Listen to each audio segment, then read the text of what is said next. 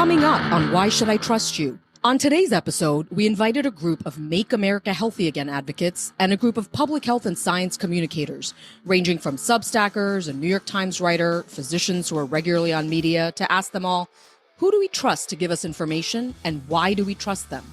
What even is media anymore? When you peer out of your information silo, your partisan foxhole, what do you see? Do you actually ever peer out? What about in real life? Are there still trusted messengers you turn to? There were so many interesting questions we got to about why they did or did not trust Robert F. Kennedy Jr., about trust in medical journals, about whether disclosing bias actually changes minds. It was a great conversation. Let's get started. Welcome back, everyone. Welcome, everybody. We're back. We sure are. We have a big old group discussion for you today. We teed that up for you guys at the top. We had what do we even call media anymore? We had kind of folks that people call more legacy media with some new media. Everyone's digital media now.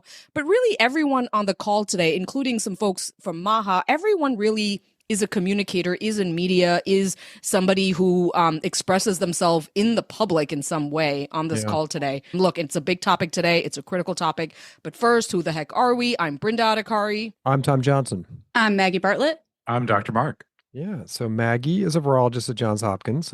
Brenda and I worked in network news, which I raise because it's relevant today with our topic. Mark does reporting for ABC News these days. When he's not with patients or recording things like this, we don't know how you actually do that, Mark. There may be two of you. But we have a lot of experience, decades of experience in news. So we come to this with a certain perspective, don't we, Brenda? We sure do. I think I was saying that we have a collective between you, me, and Mark, 68 years of experience. That's amazing. I don't even know. I don't even want to think about that. And we're still chugging. Look at us on this podcast, and we got media here and there. Yes, you are. Yes, that is Since exactly you raised right. It, Mark. Everybody, just so you know, we are launching a Substack. Woohoo! We launched a Substack, everybody. And I don't entirely know how you find the Substack, so we're going to put it in the show notes. But I think if you just look up Why Should I Trust You, it should show up. Maybe Why Should I Trust You plus Substack? Yeah, that sounds That's a good start. Do that. Yeah. Just Google it. And we'll be able to tell how many of you actually did. Yeah, exactly. No pressure.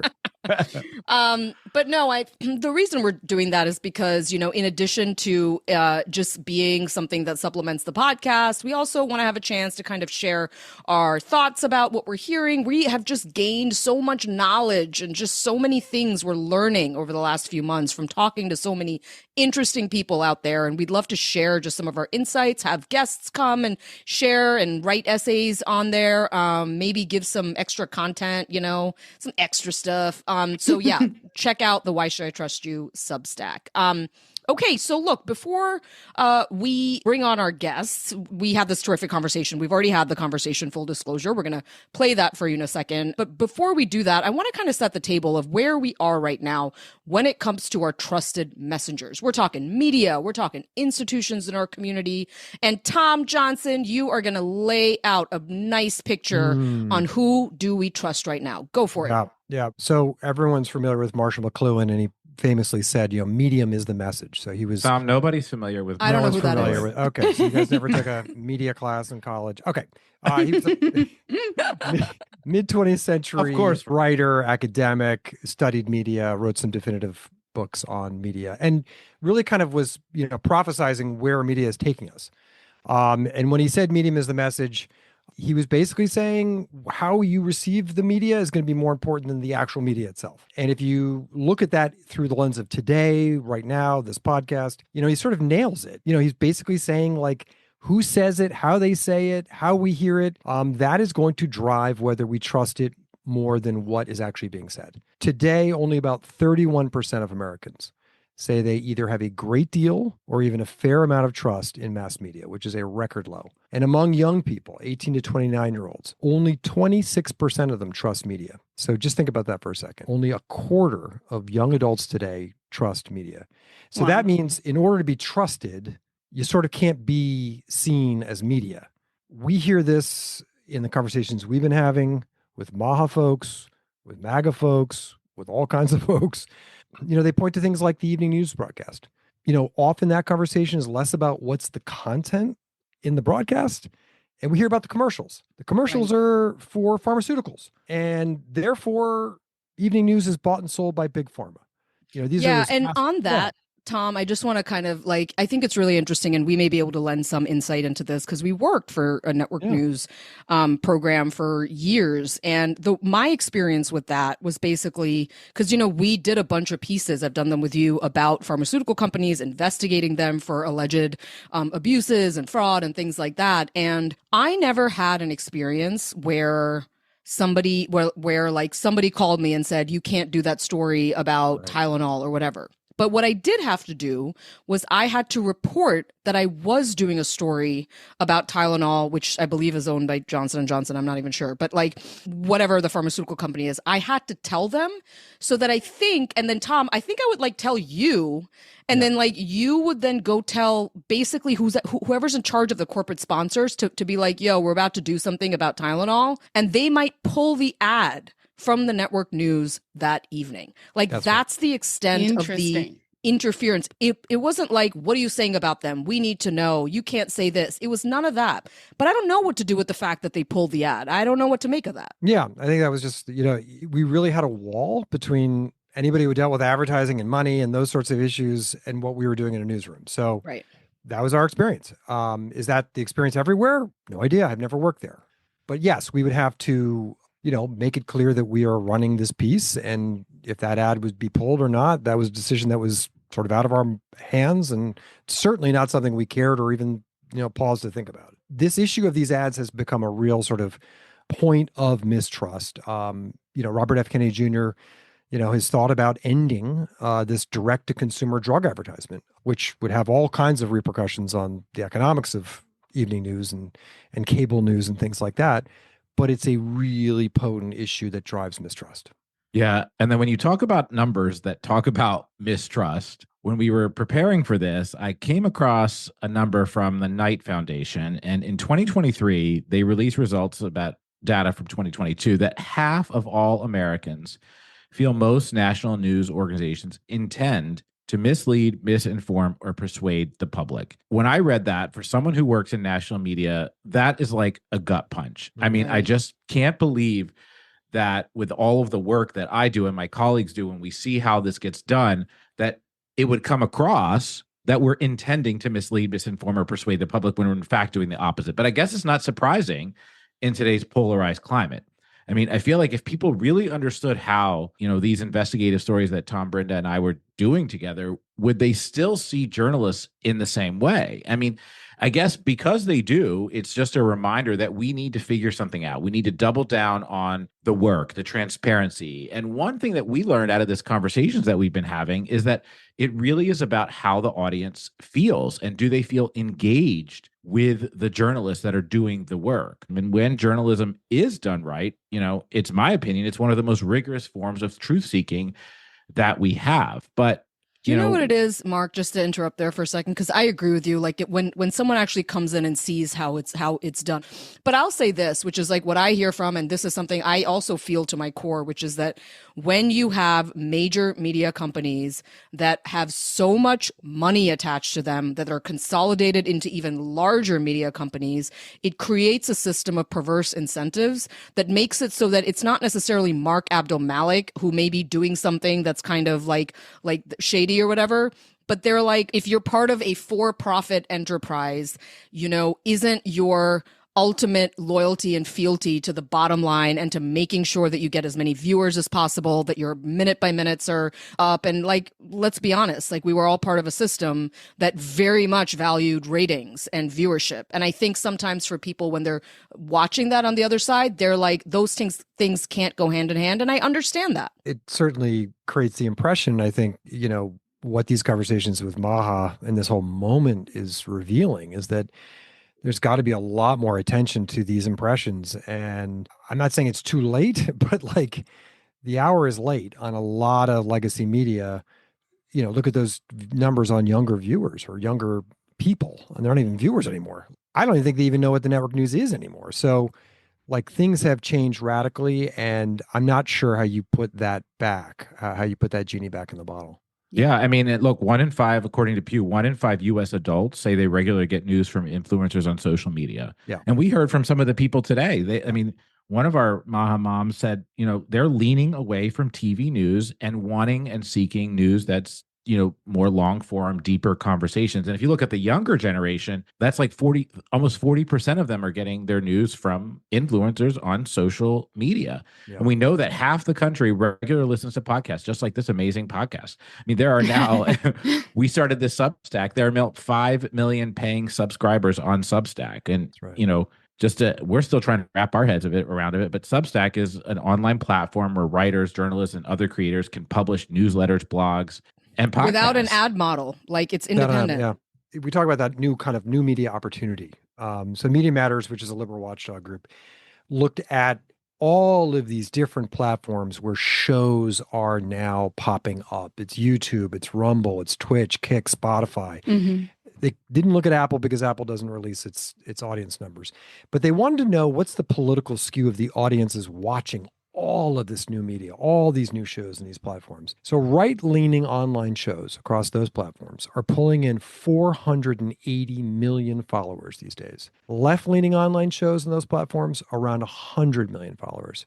So first of all, the numbers are massive, but right-leaning shows are getting nearly 5 times more people than left-leaning shows across those platforms. We can think deeply about like what's the effect of all that, and that's obviously a huge topic. But Edelman did some surveying in 4 countries, including the U.S., and they found that about half of all young people today say that after COVID or because of COVID, they seek out healthcare providers who share their own political beliefs. So they're trying to tease out of a healthcare provider whether they feel sort of a similar view of politics. Yeah. And if that match is made, then that's a good healthcare provider for them. They're saying that they've lost trust in media, but they still want to be informed. And that's the real difficult part, because they now feel increasingly disconnected. They don't know who to believe anymore. I think that's what hit me in the conversation most was the amount of time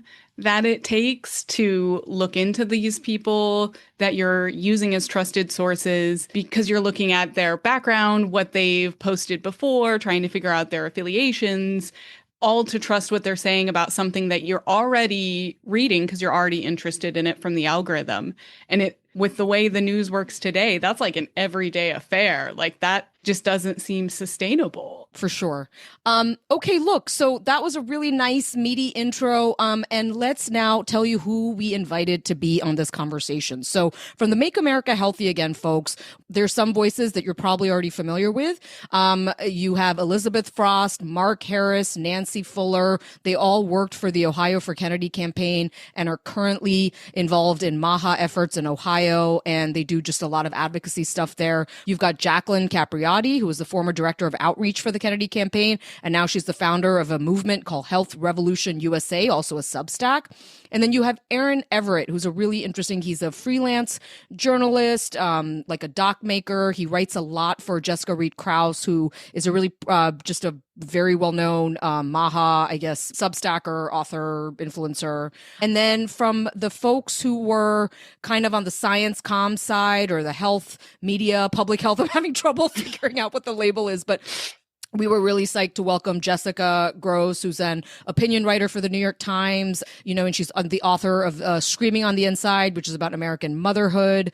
You had Dr. Craig Spencer, who is an ER physician, is also a professor at Brown University and does work for Doctors Without Borders. And he's written for The Atlantic, for the New York Times, for various publications, and also has a Substack. Kristen Pantagani is a doctor. I think she is finishing up her last year of residency, she said. She writes for your local epidemiologist and is also the creator of the website You Can Know Things, and has an Instagram account where she does a lot of cool stuff. And Dr. Mati Hlechuayo Davis, she's an infectious disease specialist. She served as the director until very recently as the director of health for the city of St. Louis Health Department. She's one of the most effective communicators I know. She also has a podcast. And then you have Chelsea Cipriano. Chelsea's awesome. She was the deputy public information officer for the Department of Public Health in New York during COVID, and today She works with a Common Health Coalition. So that's the group. And like I said, it's like the other conversations. It starts off talking about media. It sort of takes some interesting pivots here and there. And let's just kick it off. So the first question, on our podcast called Why Should I Trust You? We talk a lot about why we don't trust people on our show and what kind of motivates that. So I thought we'd do something a little different today, which is talk about why we do trust certain people and who those are and why. And there are different kind of places we could take this. There's media, there's doctors, and then there's just trusted messengers in our lives, whether it's like a friend or somebody at a coffee shop or a church leader or whoever. And I wanted to start with media. I thought I would start with Jackie Capriotti from MAHA to kind of tell me, like, who's the first person you kind of read in the morning? Like, who's the first platform you look at in the morning? Well, first I'll usually go to my Facebook, and I think I've cultivated my own community there that is very multifaceted, seeing like different views and what they're sharing as well, and what's coming up on that. So, and I do a lot of work on Facebook as well of communicating myself.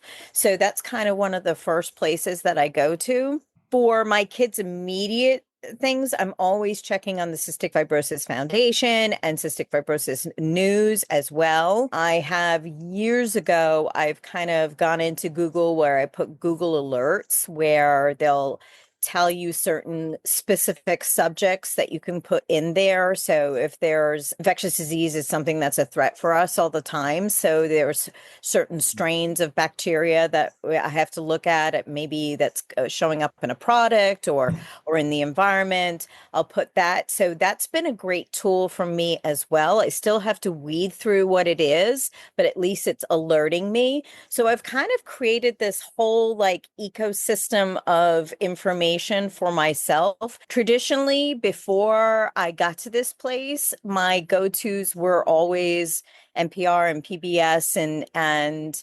BBC, especially in science and medical, a part of it as well. So that's kind of where I used to hang, and I haven't abandoned them completely. I do like Epoch Times, actually. I find that they have a lot of really interesting articles, especially in health, thought-provoking, interesting, especially on chronic illness. I feel that they're covering subjects that are kind of dismissed and not really covered in general by the mainstream media, as you would call it. Yeah. Does anyone else want to jump in? Why don't we go Nancy? Maha, who do you kind of go to and why? What I love about being on this podcast is that I never really think a lot about where am I spending my time. It's just happening to me and I'm responding to it. And I do, and I'm fully aware that like many others, I'm running down an algorithm. People know what I like and I'm getting fed what I like. It's hard for me to challenge myself, and I know you want to get into that, to get into other spaces that aren't your normal algorithm. But what I have found over time is that with my lifestyle being very busy, like everybody's really, and how fast-paced it is, I don't want to sit and read anymore. I do, but that's not as much as I used to when I was younger. I like to listen to it. And so it's pushing me away from sitting and reading. And I hate when, like, if this whole podcast was written and I had to read the whole thing, I just wouldn't do it. But if I can plug in my Bluetooth and I'm doing multiple other things that are meaningless relatively in my ordinary life, I can listen and learn as I go. So because of all that said, I gravitate towards some things news that are online, and I gravitate towards a lot of podcasts. But I really, I don't really trust mainstream media very much. I'm aware of all the biases there and the influences there from their advertising groups. But it doesn't mean I don't tag in. I do tag in, just not as frequently as I used to. I check in with PBS NewsHour once or twice a week. I check in where I go to CNN, What I think CNN is good for is when there's a crisis. Like, I don't like their everyday stuff, But if they're on the ground in Israel and they're on the ground in Ukraine and they're on the ground in Texas, they tend to have a lot of people on the ground getting information. So I think there's different reasons I go to different places, but I'm leaning more away from the television and the written material. Nancy, do you think you are, I mean, if you just think about what you've just said, you're reading less, you're listening more, which I think is probably speaks to a lot of people. But if you think about what you're listening to, do you think you are hearing facts about things, perhaps what we used to read? Or do you think you're hearing more takes or opinions about facts? Does that make sense? Yeah, I would say I would be bored to death if I was listening to something that was just, hey, we're just going to give you a bunch of facts here. Yeah. That would not appeal to me. And so I think there's bias, Tom, in what I do, but what I tend to gravitate towards is interviews with people that are on topics of interest to me. And that would be why sometimes I'll listen to something on Rogan if there's a topic on there I like. I also tend to like, for health, Dr. Mark Hyman, and I'll look to see his topics. I'll look to see who he's interviewing. And I want to hear what I discern as truth or facts based on specialists that people are interviewing. So I'm hoping to derive something from them that becomes my truth. Why don't we go to Aaron? Yeah, I think when I was younger, I spent a lot of time. I loved to read. I still love to read a lot. It's more online, of course, at this point in life than tangible books in your hand, or magazines. But when I was younger, I had a subscription to the New Yorker, but I'd also listen to Rush Limbaugh. So there's this kind of like big spectrum of people that I thought informed a conversation. And I'm actually a huge fan of disclosed biases. I think the idea that media somehow in the mix of this is supposed to be this impartial witness to everything is kind of how we got here, frankly, is that everyone has a bias. I have 4 children, and I'm going to approach the world differently than somebody that has no children. I have a bias whether I want to disclose it or not.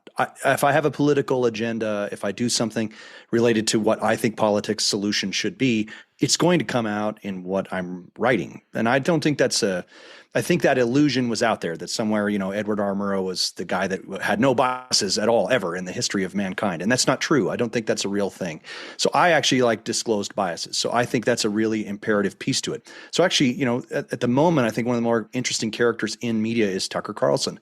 And it's because he says right out loud exactly what he is thinking himself in the moment that he's doing the interview. That's an important aspect to, I think, what builds trust with people. And I think that's really an important piece of what new media might become.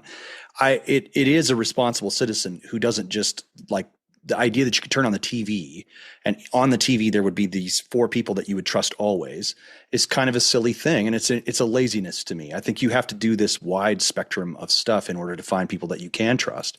And not all people will be trustworthy all the time, especially as it relates to politics, especially as it relates to agendas, how do I get my funding for my magazine?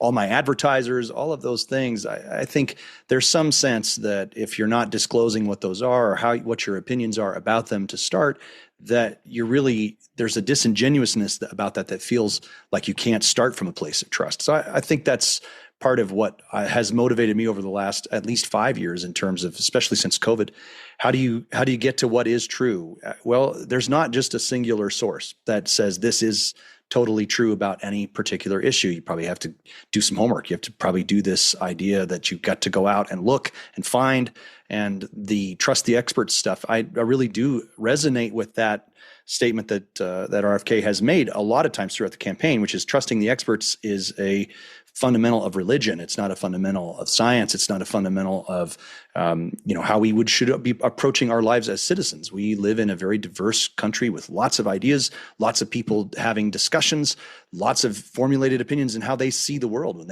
When they look at the same thing, they're going to see something totally different from each other just based on their background. So I think that's a really imperative point to the future is how do we disclose our biases? How do we say it well? How do we say that? When I try to write, that's one of the things I try to do is, hey, this is what's motivating me. I've got 4 kids and this is what's going on. Or I come from this perspective in real estate because that's my day job. And this is what motivates me in relationship to land use or the environment or whatever. And if I say that out loud, then I think it at least engenders some trust about what might be available for me to, who's going to resonate with it and who's going to dismiss it because they know that bias. Oh boy, you just put so much in there that I think could really set some interesting conversations. Look at those hands. I love it. Okay, Elizabeth Frost, Maha. I really resonate with the fact of what Nancy said, which is just being in this podcast and knowing that we're going to have this discussion has really allowed me to be very introspective about how I actually am receiving information, because it is just something that you kind of do as you go about your day. And until you really are forced with this question, I think a lot of us don't really think about it. So for me, I don't know if I've shared this on the podcast before or not, but some of you may have suspected it, but I have ADHD. And that is something, as a child, I was always a good student, and women, girls weren't really looked at for ADHD in the 90s. But my doctor did pick up on it. And because I wasn't hyperactive and I was doing well in school and social relationships, he was like, you know what? I don't think you need any medication for this. So I've been unmedicated for it my entire life. But I realized in this process that it does lead me to consume information differently. Your brain is always going to be wired to pay attention to the things that excite you, that are firing off all of those chemicals in your brain, even more so than the average person. And so there really is, I think, an extra layer for me and people like me to force yourself sometimes to sit with the information that isn't maybe appealing to you. What I've realized is that my process really starts with, I hear about a topic, I hear about a headline, something in the news, and the first place that I'm going to is almost every single time it's X, Twitter, because when you search, a keyword or a trending phrase in X, you're going to find both sides of the argument, and you're probably going to find both extremes sides of the arguments pretty quickly. And for me, that kind of establishes this framework, of the parameters that we're working within. And I'm almost trying to work inward from there to figure out where I might land on this spectrum. And usually that leads to listening to podcasts and to searching, maybe running a Google search, seeing what, the New York Times or CNN, ABC, Fox might be saying about this. And it's really like putting a puzzle together in my mind. I've found, especially going through this process, preparing for the podcast, I'm like reading an article or listening to a podcast, and I'm like, do I really trust this person? And sometimes the answer is I trust their heart, I trust where they're coming from, but the information is always a matter of putting this puzzle together to figure out, how that applies to me in my life. Mark Harris, please, from MAHA. Yeah, so there's 2 things that just keep ringing in my ears from my time taking classes in journalism, and it's implicit bias, which is kind of what Aaron alluded to, where everybody's got a bias no matter who's writing, where they're writing from. Their life informs how they write, what they have to say, and nobody's going to be completely objective on anything they're covering. If you've written an article, as I know some people here do all the time, you always have a direction you're writing in. Even if you're trying to present it straightforward, you still have that as your angle. Your angle is to present it as straightforward as you can, given your own personal bias. The other term that I think was good to introduce here is media literacy. There is a wide degree of where people stand. Some people, they hear it on any mainstream news, and that's God's honest truth. I'm trusting it and taking it to the bank. Other people, don't trust anything fully and are really questioning everything. And I think that you can go too far down that rabbit hole as well. But generally what it is understanding the mechanics of how news is put in front of you. Some of that is understanding how it's produced. If people write written stuff, okay, that they probably spent, either a week or a few days sitting down and writing and editing this from information they've collected over a longer time period. If it's breaking news, it's even less time. And, that they've gotten done what they can get done in the hour since the event occurred. So you've got to understand that mechanic of it. You also have to understand the bias that, editors have, organizations have, and then the individual person's bias. So a lot of this is a lot to take in for the average consumer. And I wouldn't say even myself, who's somebody who looks out for these things, does it for every single thing I read. That's where I think we look for trusted sources or people who we are inclined to, instead of reading up every single thing about them, or maybe we've already through other research read up on them, so we have an understanding of where they already lie. So when they talk about a particular topic, like Nancy was saying, I know if you bring Robert F. Kennedy Jr. in on a set of topics, exactly what he's probably going to say about those things. I've heard him say it, 20 times over the course of the campaign. If I agree with that position, then okay, I'm glad to hear it again, but that doesn't really feed anything new to me. So I think there's actually more value if you're a highly news literate person in seeking out people you disagree with, people who you generally don't agree with their bias, generally don't agree with what they say, but hearing out what they have to say on a diverse range of topics so you can understand how they interact with the world. Media is an industry. It is producing things to be consumed, not for the good of the public, even though journalists, say they're doing that. I'm going to be quite honest. I'm pretty sure everybody wants to come home with a paycheck. So, if you're writing, so I think that, even if you're trying to be objective and you're trying to work in an industry that does a fair job or for a company that's doing a good job of covering those things, at the end of the day, there will always be some bias, and to ever present something without bias, I think is a mistake. It's very similar to what Aaron was saying. Kristen, go for it. Yeah, so I was really intrigued by this idea of disclosed bias, and I'll start with I personally agree with that. I now approach news and information with sort of a skepticism that everybody has some sort of bias and lens, and I just have to kind of be cognizant of that and filter the information appropriately, which I'm sure I don't do a perfect job doing.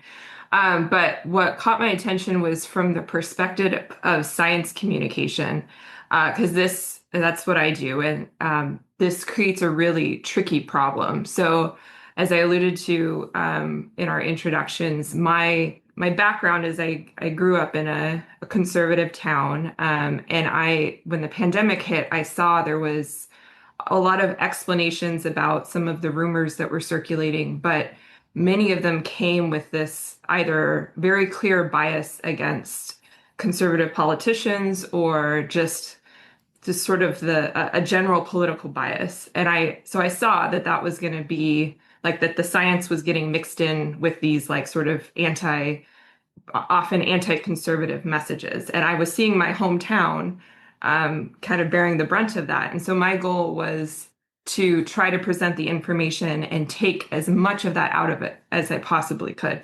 I'm sure I did not do a perfect job, and you can go to my website and find something that people seem to assume my political affiliation all the time. But that at least was my goal. And I saw that was missing during the pandemic, of these sources of information that were both easy to understand and to the degree possible were just the information without people's like opinions and values layered on top of them. I guess I was sort of under the assumption that would be the ideal. And what I'm hearing is that maybe the view is that that's actually just impossible. And so I'd be interested in your take on that. Do you think it's possible for us to communicate science in an unbiased way? And if so, who would be the best messengers to do that? Great question. Aaron, do you want to take that?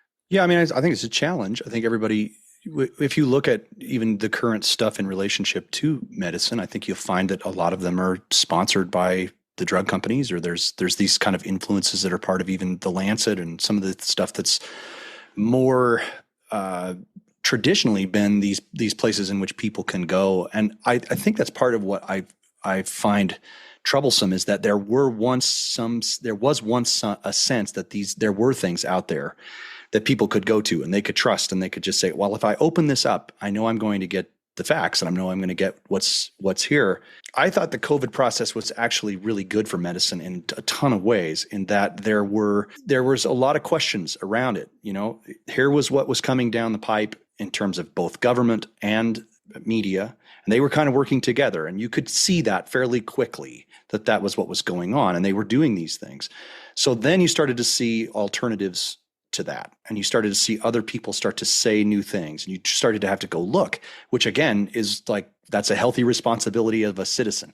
Go out and find and research and look. Then you saw the other reaction to that, which was, you shouldn't be doing your own research. You shouldn't be going out and exploring. You shouldn't be doing these things. You saw that from government. You saw that from media. You saw that from people dressed up in lab coats on TV. I mean, all of that stuff was a real thing that was coming back to the consumer. So I think, again, I don't know that there's like a singular source in that relationship. I think there's something about, yes, there are facts about how things we know today that science works that might be disprovable 2 weeks from now or a month from now or 2 years from now. We might find out something different in relationship to that. But I think that's the nature of science, which is dynamic. I don't think it's static. I don't think there's just this one size fits all kind of conversation, which requires us as citizens to do something different with that. We have to go looking. We have to go trying to find something. Now, I'm not sure that I'm going to find that information on Alex Jones, but if he's got somebody on that's interesting to talk to, it would be interesting to hear it, because it might inform another conversation over here about what Peter Hotez says about something. And so I think there's something to that's an imperative to the citizen. I don't think that's just like a one size fits all conversation. I think that's part of what we've been trained as a society is, if it's on TV, it has to be true. That's a great line from The Simpsons, like 25 years ago.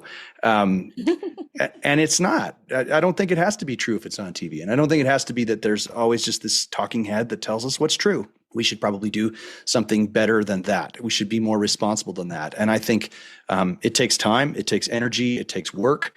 But, if you want to live free, you should work. And I think it's part of the conversation about how you have to do this. And I think that's true in science, maybe even more so than politics, which is all theater, which is all kind of this just hysteria all the time on the top layer when everything else is going on somewhere else. Science is, I think there are things that people do discovery, and they find things and they put them out. If there are avenues for that and there are people doing that, I think Substack is a fascinating piece to that, because people are doing that. And you are seeing stuff happening on those kinds of platforms where people are actually writing good scientific conversations about what's happening, asking really good conversations and good questions over there. And I think that's just part of what we have to do. Yeah. Chelsea Cipriano. Thanks. Even if it's media, if it's SciComm, if it's talking with your mom, like what people want to feel in life and in consumption of whatever media they're consuming is being heard, right? So even if it is a one way, you're being talked to by someone on CNN or wherever you're consuming media through print or podcasts, even if they're just talking at you, you want to feel, or I want to feel like they've listened to not just me, but like the vibe in the room. They know what's happening in the world. They're not just talking to hear themselves talk. I feel this way with influencers on Instagram quite a bit, where I'm like, did you even like check your comment section? And I know that could be a real journey for folks, but I do think that before we speak, making sure that we've listened first so that we're responding to what people's needs are when we're sharing information, when we're sharing news. That's something I'm always looking for, regardless of the side of the media it's on. And I consume a lot of media. Elizabeth, honestly, everything you said, I could have said myself. So from one neuro spicy person to the next, I think I'm always going to listen. Like, I will trust you if I see that you're listening, not just to me, but to the world, to what's happening. I will shut you off and not trust you if you are talking in like straight absolutes, no nuance, no personal side, no anecdote to show me that you've listened to the people in what you're communicating so that it is actually doing a service in meeting people's needs. I am a radical listener, and I expect others who expect me to trust them to be as well. Thanks, Chelsea. Jessica Gross from the New York Times. So to be clear, I am only speaking for myself. I do not speak for an institution.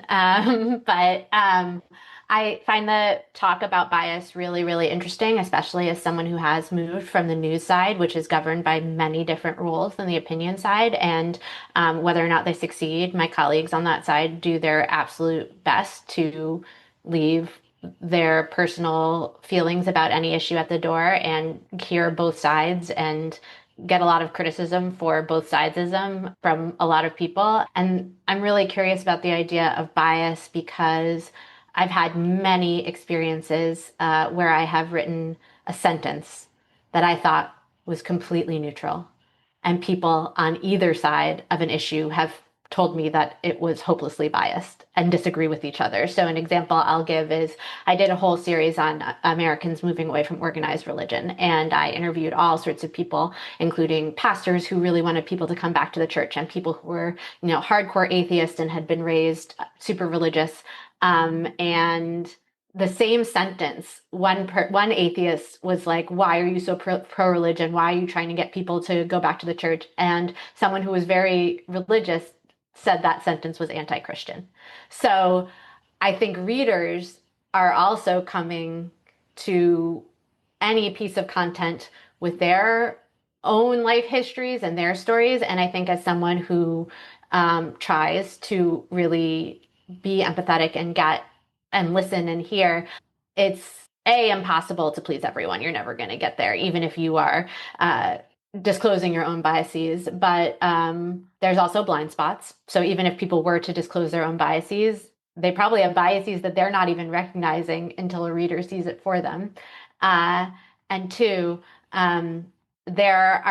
everyone is just going to have their sort of own interpretations of everything. And I'm really curious about how we do better at getting past that. And they also just seeing certain labels, like something coming from the CDC or something coming from the New York Times, these big institutions, people have a lot of preconceived notions that they're bringing to the table before they've even read a word. So as a reader, my morning routine is I get so many emails. I get emails from mainstream news sources like the Times and the Wall Street Journal. Those are my two favorites. And then I look to many Substacks and see how people across the political spectrum are interpreting the main news of the day. And that comes also into my inbox.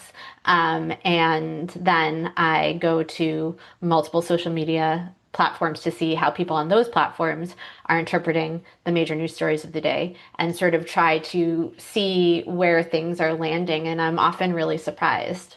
And I think that's the other thing.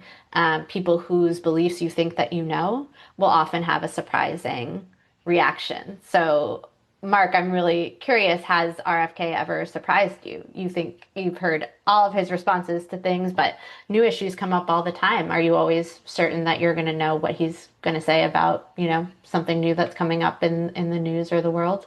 I mean, I wouldn't say that I am confident that I could say verbatim what he's going to say. I guess my point was that I know what to expect, what will rhyme probably with what he said before.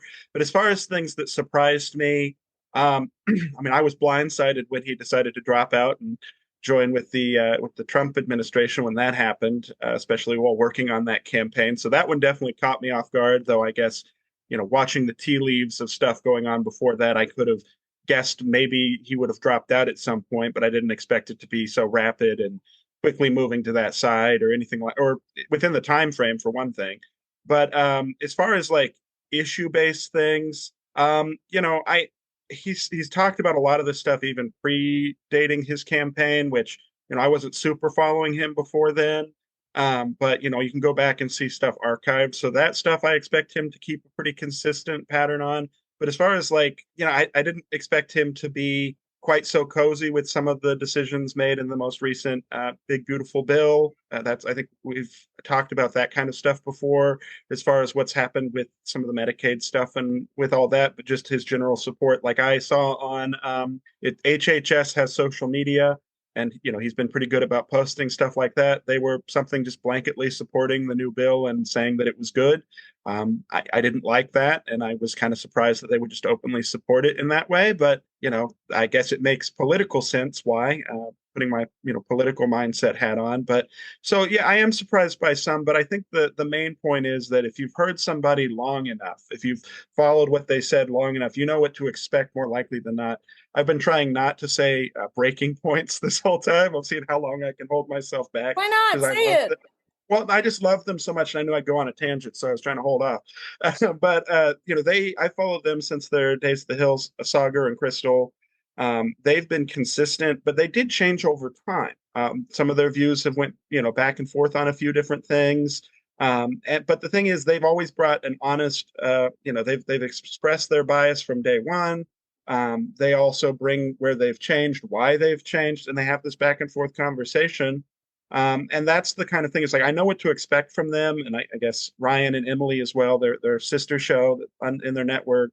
I know what they're going to say. I know where they come from. So when they talk about an issue, even if it's new, and I don't even know about that issue, I know when Ryan says one thing, or Crystal says one thing, or Sagar says one thing, kind of what lane of thought they're speaking for, not as a representative necessarily, but just as somebody who falls in that lane. And I think that's one thing about print media that makes it more difficult is, it's not audio. I don't know how the person is as a person. If they're thinking about this, it's only text and then a name and maybe at best a headshot. So it's harder to develop that relationship with written media, I think. But I think that's another reason why new media does so well. But I guess that's my point with the RFK stuff is like, I don't trust everything he says or agree with everything he says, but because I followed him so long, I know what he's going to more likely than not say. Same with Sagar or Crystal on a given topic on their show. Yeah.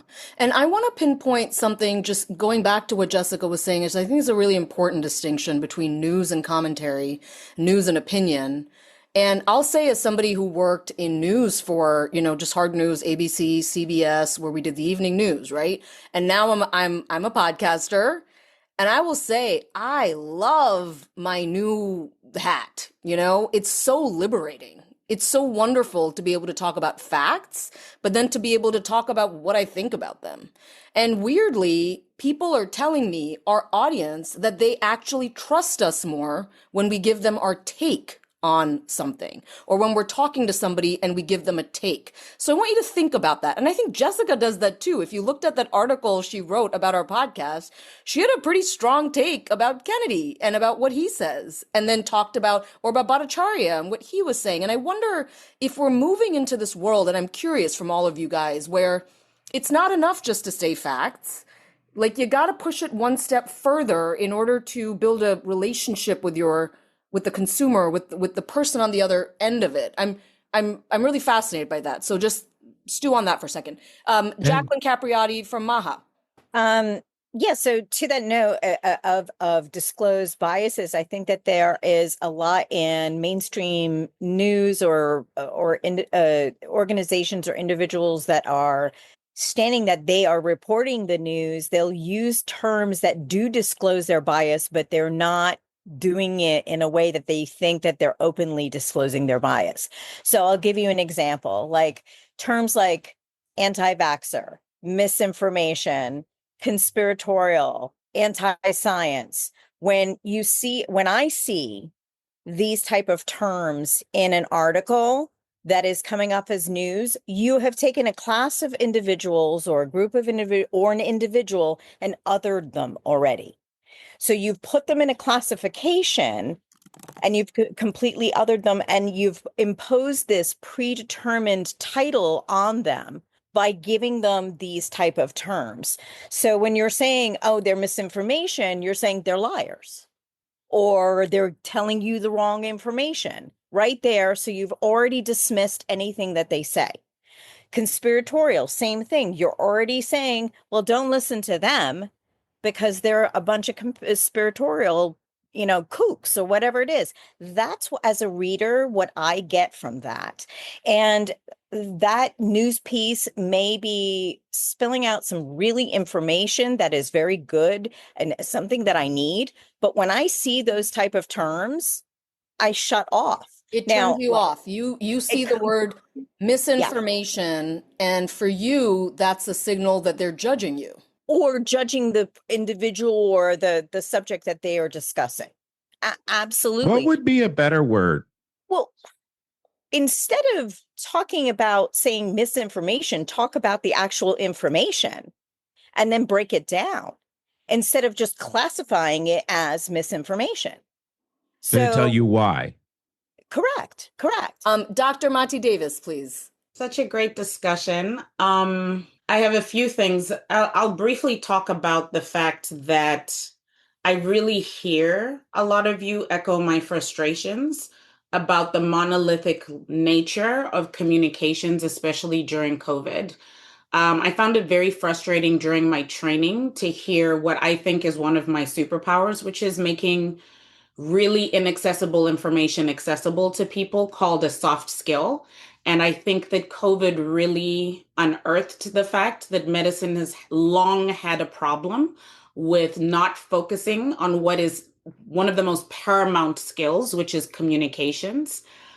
Because there were so many things that were shared. My heart really goes out to Jacqueline, as you were talking about your children, and you're just absolutely right about the fact that we struggled so much to talk about nuance. You know, I'm very, very sensitive to the fact that it's not easy to write a guideline for an entire country of millions and millions of people who have unique health perspectives, very nuanced issues themselves. To sit here and criticize a guideline is very easy to do, but to have to write one that can be used is not always easy either, right?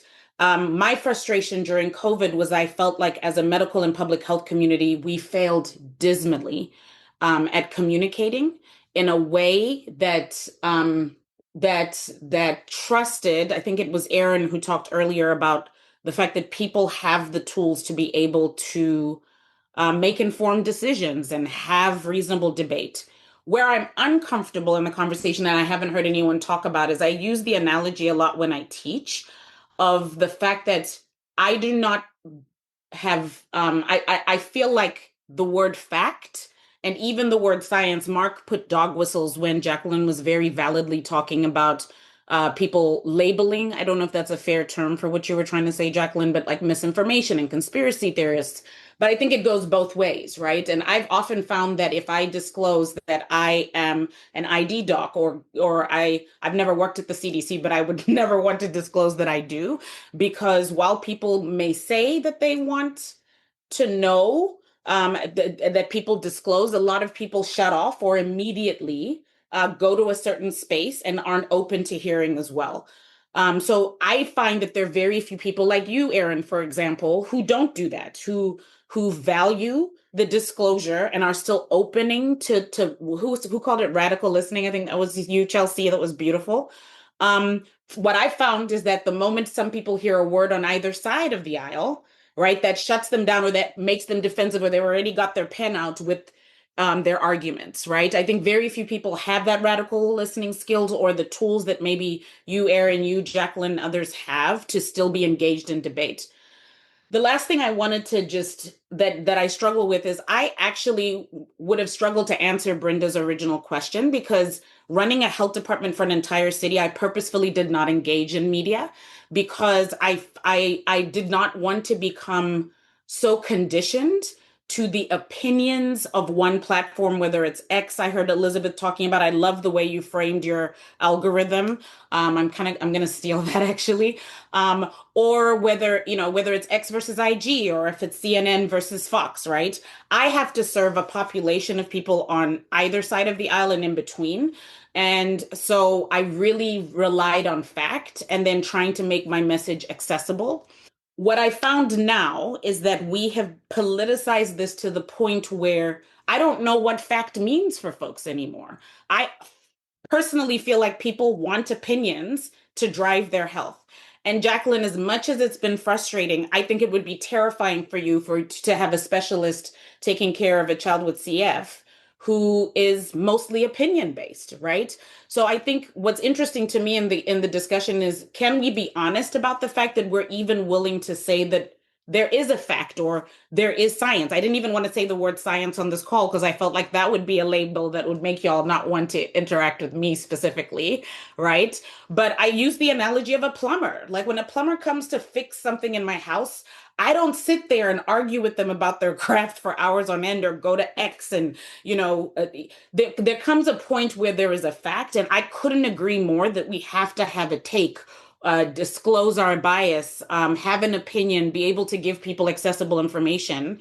But I believe that at least in my experience in public health, it's really hard to know if people actually want to be fact-based or are now more comfortable managing their health through opinion and takes. Thank you, Dr. Mati. Does someone on the MAHA side kind of want to take something that she's saying, particularly this notion that Jacqueline brought up, the words like misinformation are quite triggering. But then what do you do with facts, right? Like, what do you do with if somebody says that this study shows that the result of a particular trial shows this, right? And they're using their scientific expertise to determine that. Does that feel like it goes into the fact territory? Does somebody specifically, Mark, can I give that to you or? Yeah, I think there's two parts to it. And this is kind of something I have been trying to toss around in preparation for this, but also just kind of in general conversation is truth kind of been broken down into two parts. There's an accuracy of what you're saying, and then there's a genuine nature in which you're presenting. So I wouldn't question any person who's taken, biochemistry and studied that for years when they told me this compound interacts with this part of the body. Like I don't have any more knowledge on that than the average person off the street. So if you've studied it, I'm inclined to trust you when you're saying something like that. But when you say like, you should do this because of this, okay, well now we've stepped beyond you're telling me something factually you've studied. To put it in your plumber analogy, if the plumber, I brought him in to fix my kitchen sink, but he said, actually, we're going to have to tear out your entire bathtub in the bathroom, I'd probably ask, okay, but why? Why are you thinking we need to tear? I'm not saying maybe there is a reason why, but why that? And if, you're saying, oh, well, I sell bathtubs for a living. Okay, well, now I'm not, I would be very suspicious of you trying to do that. So I think there's a. But what if the plumber tells you you've put too much waste down your disposal and you're jamming up the pipes because you're, putting everything down the disposal? And why don't you put some of that in the trash? Yeah. I mean, I think expertise, and he's seen or she's seen something and then giving you some advice. Yeah. I mean, I think that what that would be is, okay, I mean, maybe I didn't know I couldn't just put everything down the garbage disposal. So maybe it's a learning situation for me. And I think you have to be humble enough as an individual to learn from experts. But I also think, maybe there is a reason why I haven't been putting things in the trash. Maybe, the trash service has, not run this week and they've notified me. So I put a little bit more Mark, down. let me ask you something. Sorry to interrupt. Let me ask you about a specific thing, which is that you've got Secretary Kennedy now, who I think his team is very concerned about medical journals, right? Like New England Journal of Medicine, JAMA, some of these other places. That's been a really interesting conversation because I think for many in the medical community, those have served as the kind of gold standard for where you publish studies, for where you write things. And now I know that Marty McCary and others have their own journals that they've kind of put out. Is that a move? And I think there's a siren going off here. Sorry for that. Is that a move you agree with? Are those journals in and of themselves? It doesn't have to be Mark that answers this. It can be anybody. Do you agree with that move that these legacy journals are problematic on their face? Aaron, do you want to take that? Yeah, well, part of what I was going to chime in on some of this conversation is the plumber doesn't come with an arrogance that a lot of these other things do. And I think that's part of the conversation related to this about what media does. And there is a sense, and I'm even talking sometimes in relationship to the people that are placed in media as the expert. They come with well, I'm smarter than everybody, so I'm going to tell you how it does. The plumber doesn't show up. He shows up with some humility and is there to sort of engage in this. And I think some of these conversations about public trust in relationship to the journals and the stuff that is happening out there, and you're paying to put your article in there, and you're getting, there's this sort of advertisement component to it. It's like the neighborhood, this is the story about Sally the neighbor, but all of it's been sponsored by corporations or companies in your community. It's an advertisement piece. I think that's what's happened to some degree in media, is that it just all feels very much an advertisement based deal. One thing that I think Substack is participating in that I think is really good is it does allow people to make money doing these things without having to have the advertisement component to it. And I think the more that happens within media, and I don't know that there's a national solution to that. I don't know that it's like NPR or any of these other kind of conversations. I think because it has its own baggage with it. But there are opportunities for people to do this. Journals need to get into that space. We have lost, there's so much trust that it's like being in an abused relationship. If somebody tells you, no, you need to trust me, but they hit you every time you come back to the house, eventually you say, I can't do this. And I think that's partially in our institutions and our medical institutions. We don't allow our doctors to have good time with their patients. So it's this 15-minute deal to get them through because insurance is paying for it, and they've got to see 25 people today.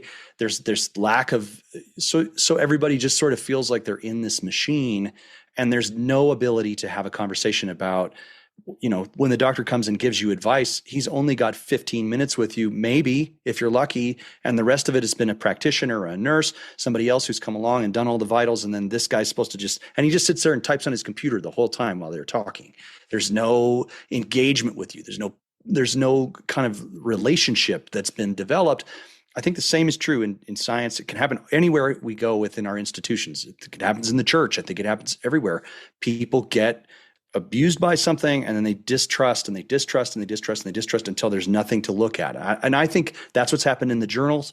What they're trying to do, I don't know if that's the right solution. I don't know if having their own journals is the right solution about it. I don't know that CDC will ever produce something that doesn't have something that's funded by people that are related, outside of it, that have a reason to have their drugs being tested by the CDC. I don't know that that's ever going to happen, but it is something that, at least if I'm aware of it, and I know that advertising is coming in and that's a part of this equation, I can maybe try to see if there's another opinion about it. It would trigger that bell in my head to say, I probably ought to ask a better question. And therein lies my point, and I'm just so glad that you framed it that way, that it's about the tone, it's about the breakdown in communication. And I think folks who are now peddling that as the facts not being correct or the science not being correct is where I have a problem, because I couldn't agree with you more. A lot of my colleagues are arrogant asses, and we believe our own hype and God complexes, and I could go on days, right? I believe that there are times when I said the very same thing on a media outlet, but then I have the same conversation one-on-one in my clinic, and there aren't issues with people who have completely different backgrounds and takes from me. I've never had an issue if I take that time. And so I would like for us, it would be great for us to all kind of appreciate that it's been the breakdown in communication, not necessarily always the breakdown in the science. And the types of people that we have given the mic to, quite frankly, need to have the mic snatched and be muted forever. But I digress. And could I respond to that? Could I respond to that? Okay, quickly? so let me just say a couple of things. That was Dr. Mati, for those of you listening, and it is just like literally there's like 10 hands up. This is lit, y'all. Jackie Capriotti. So as far as, when you're trusting the expert, I'll tell you, I've been in front of some incredible, well-educated doctors that have not just educated, experienced doctors that have failed my children, have failed my family, have failed to listen to us as far as that arrogance. So to trust the experts all the time is absolutely, you can't. And I mean, I'll give you for instance, I had a clinical study that I pulled out with some journals that I went to a doctor that was treating my kids on a regular basis.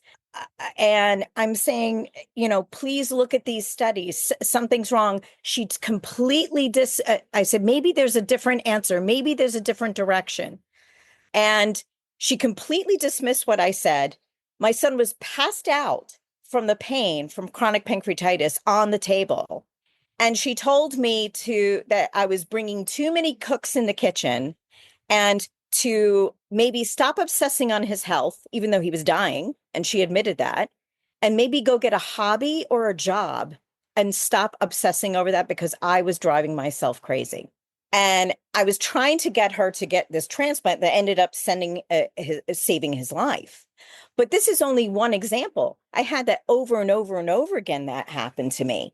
So I had this constant battle to be able to figure out how to trust the doctors, let alone the media as well. And to Mark, as you had mentioned yourself, is like, how did I process that in the fear and that I was dealing with? Did I trust the doctors? Some of them I did, some of them based off of the experience that I've had with them over years and the conversations that they took the time to listen to us as human beings, not as specimens. And those were the better relationships that I found, that we could build trust in there. And that they listened and took in the information that I was willing to ask questions about or put in. And we would have conversations about it and make the right decisions together for my kids. Thank you. Dr. Craig Spencer.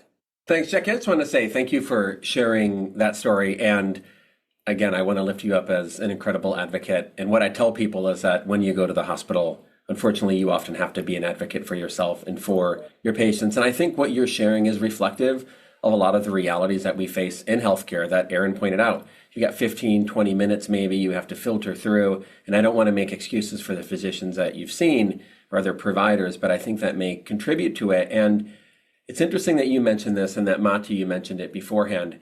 During the pandemic, I was on the front line in New York City. I saw more people die a day at the end of March, early April 2020 than I saw working in Ebola treatment tents in Guinea. It was the apocalypse. It was horrible. And when I would go on to talk as a physician, or when I would talk to people in the emergency department as a physician, I had this incredible amount of respect, and people would listen to me. And I imagine that the people, the same ones like trolling me online, were the people that were most likely to say, whatever you think, doc, I agree with you, I trust you. And then I would talk from a public health angle, and it would be completely different. I'd be told you're wrong. I would get death threats. I don't know what I'm talking about. And so I'm curious for all of your thoughts on this. We've been talking about media biases. And what are the biases of the journals? If you think they're bad now, when I started medicine, 20-something years ago, I remember going to a lunch where a pharmaceutical company bought me lunch, which is something that doesn't get done anymore. So I think it's better, even if to Aaron's point, it's not great.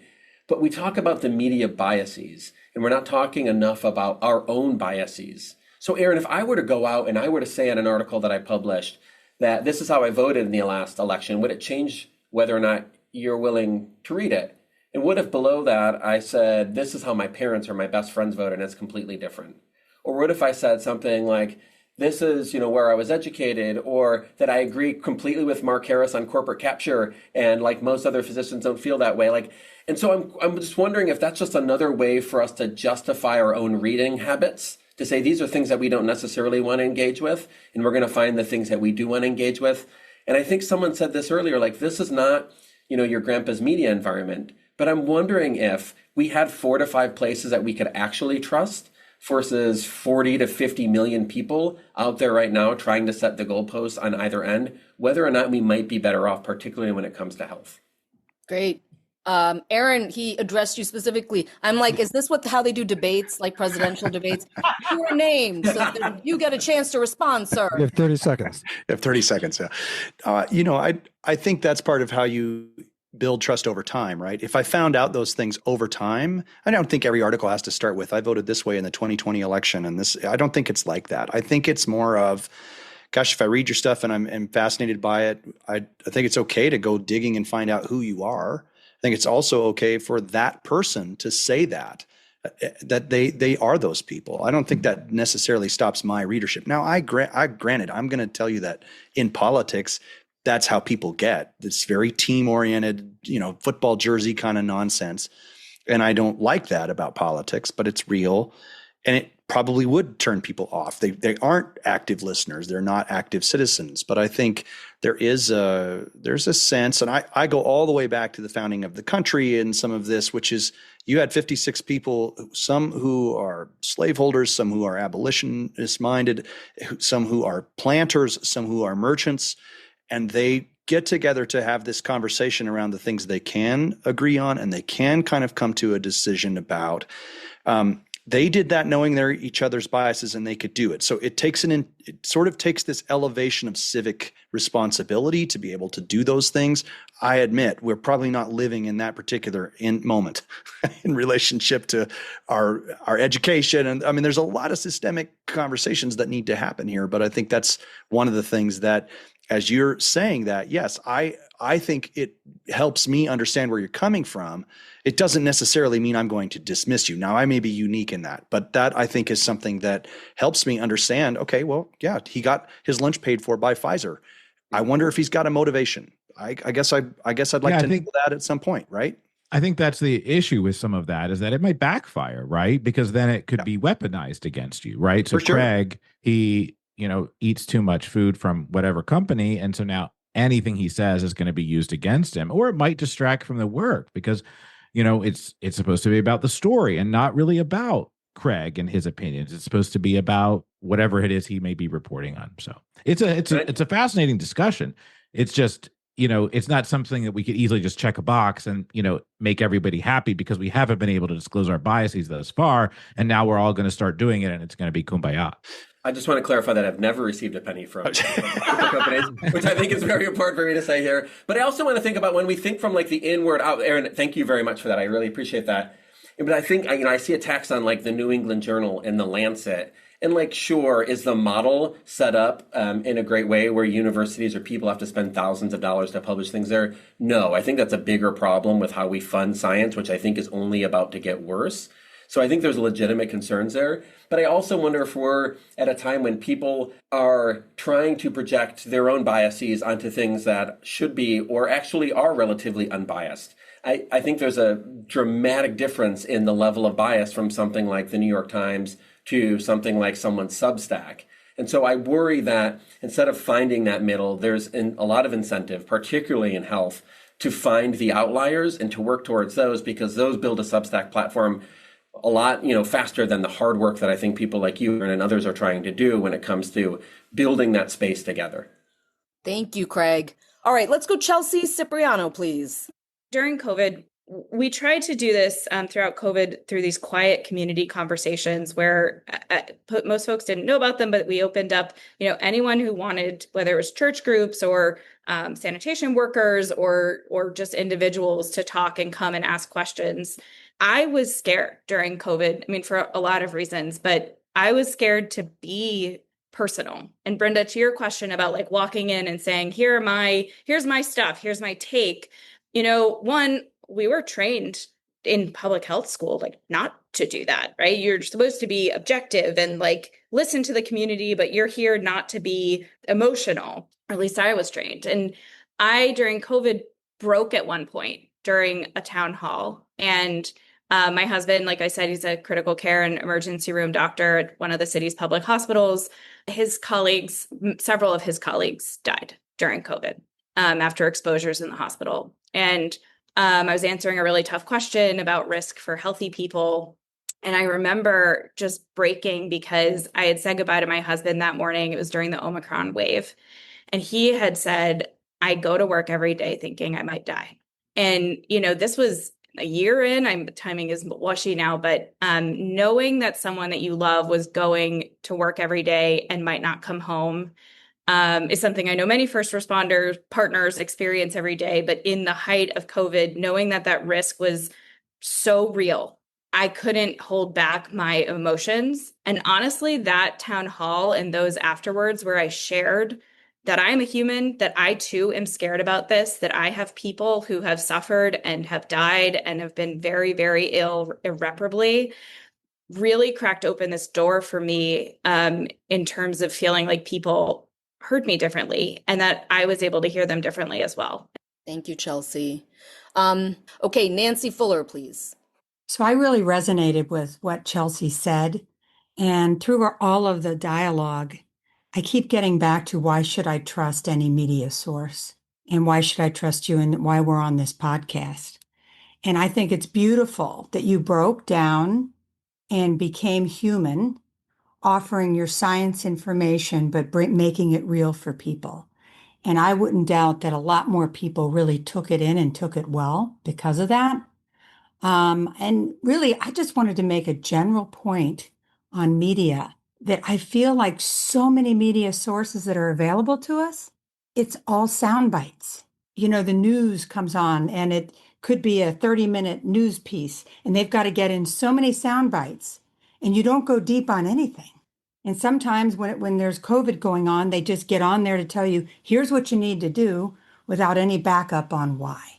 So I think personally, that's why I have tended to gravitate away from mainstream, one of many reasons, mainstream media and programs that are very short and tight because they don't go deep. And what's attractive to me about this podcast and others that I follow is that they go deep. And many times it's 1, 2, and 3 hour programs. And what's great about it is if it's recorded, I could take in a part of it and then come back to it when I can hear more. And I love that about it. And I also believe that when you go deep with people, like if I was just talking for 3 hours, Brenda, with you, I could potentially trust you more because I feel like you could present yourself with a resume in 10 minutes and I might not see through that. But in 2 hours, I know whether I trust you because you can't hide who you are in that length of period. So really the length of time impacts me when I look at media. Nancy and I have had 2 hour-long phone conversations, so these aren't hypothetical. I feel the same way, Nance. Let me ask this question. A lot of y'all really trust Bobby Kennedy on this call. A lot of y'all don't, just being honest. For the ones who do, why do you trust him? What has he done to earn that trust? What is it about what he says that really resonates with you? So why don't we start with Elizabeth Frost? For me, my journey of kind of following Kennedy and hearing his messages and coming to trust him has really stemmed from seeing the great personal consequence to taking some of those stances. I believe it was in the late 90s, he was awarded Time Magazine's Hero of the Planet, which is, a no small distinction. And then in 2005, for taking his stances on vaccines, which some things I might agree with and some things I probably disagree with in terms of his views on vaccines. But there was a great personal consequence to that. Understandably, he's made money off of the court cases that he's been involved with, but it's hard to say for certain. But I would be inclined to believe that if we tallied up what he would have made continuing just as an environmental lawyer working on clean water and not taking up this issue, that it probably would have been much more profitable for him to keep his mouth shut in 2005 or to give up on it at any point over the last 20 years. So I think to see that personal consequence that he's taken, if nothing else, just in terms of his reputation, has been very meaningful to me. But that's a very small part of it. I have been blessed to have, some short conversations with him over the years, particularly about the opioid epidemic here in Southern Ohio. And, Suboxone, the current treatment processes for that. There's been a lot of, I think, really impactful conversations, whether I was directly a part of it or engaging in a Zoom call where there's a lot of other people. I've had the opportunity to hear from him in that unscripted way. And, I've certainly found that he is the same in every room. Which is not always the case, with politicians that I've dealt with in the past. So in terms of trusting Kennedy, I think a lot of it comes from, seeing that this wasn't an easy path for him, that he's very much been, I think, boxed in by his vaccine positions, but there really is so much more to him, and that his views on corporate capture are very consistent across the board. It's not just one specific thing that he's chose to hone in on. You could reference things like Monsanto and glyphosate, the dyes in food, He's very consistent, I think, across the board in terms of believing that corporate capture has played into a lot of systemic failures. I think where I might differ from him is more on the specifics of what do we do about some of those things. But just because he might have a different approach or a different idea in the way to address things doesn't mean that I don't trust where he's coming from. So in terms of Bobby, that's how I would really sum up, my trust for him.